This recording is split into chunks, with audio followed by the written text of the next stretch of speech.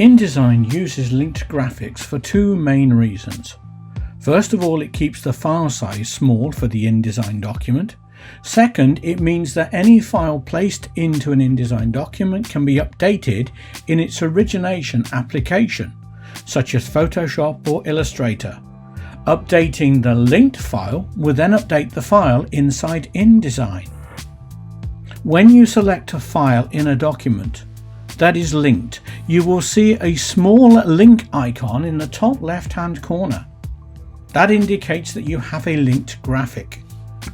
Opening up the Links panel will show you information about your selected placed graphic, whether it's a JPEG or an Illustrator file. It's important you understand where your linked files are located. Keep them in a known location.